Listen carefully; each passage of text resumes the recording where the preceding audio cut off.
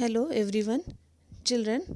Today we will continue our chapter 13, The British in India, and today we will learn another topics like conquests of other regions, discontent among the people of India, the uprising of 1857, its causes, spread and outcome.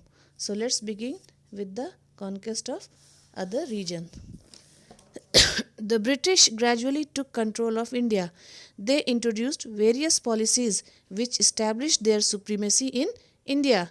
Subsidiary alliance. It was a policy introduced by Lord Wellesley, who was the Governor General of India from 1798 to 1805. This policy stated that the Indian rulers would maintain British armies in their kingdom and pay for their maintenance. Doctrine of lapse. It was introduced by Lord Dalhousie.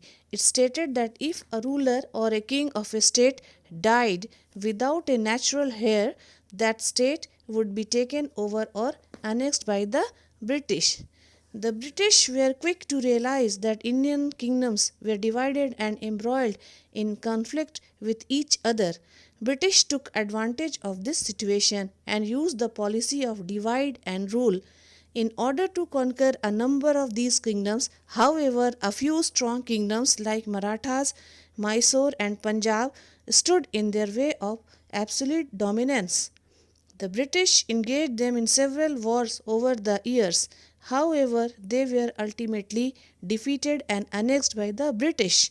By 1850, the British had been successful in setting up their political rule across the whole of India. Now, discontent among the people of India. The strict laws and regulations imposed by the British led to dissatisfaction among the Indian rulers, weavers, farmers, and soldiers. They all felt exploited and suffered at the hands of the British. The farmers had to pay heavy taxes even during the times of famine, and they were forced to grow cotton and indigo. Indigo was a cash crop grown for dyeing the machine made cloth in England, and this helped the East India Company earn huge profits. The raw material for making cloth was taken from India, and the British purchased it at very low prices, and the finished product was then sold back in the Indian markets. The Indian weavers suffered heavy losses as they could not compete with the factory made cloth, which was of better quality. The handloom industry suffered, and the weavers and cotton cultivators became poor and jobless. The uprising of 1857.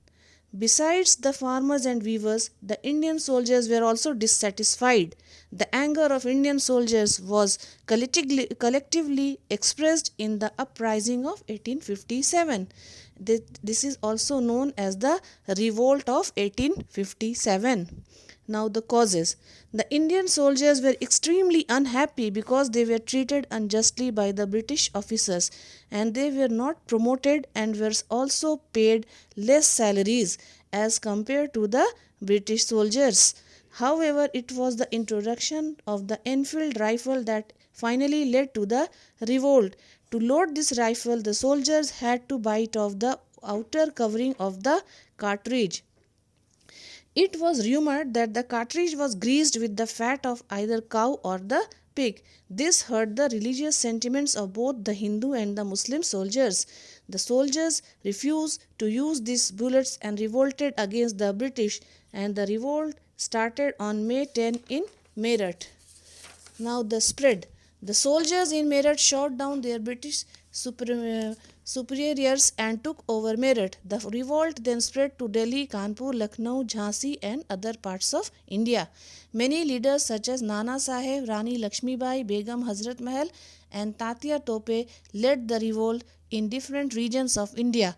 The revolt was crushed by the British as they had better weapons and were more organized. Now, the outcome. Although the revolt was started by the soldiers, it awakened the Indian people and made them realize the importance of freedom. People belonging to different religions came together to fight for one cause, and the revolt of 1857 was also called the First War of Independence.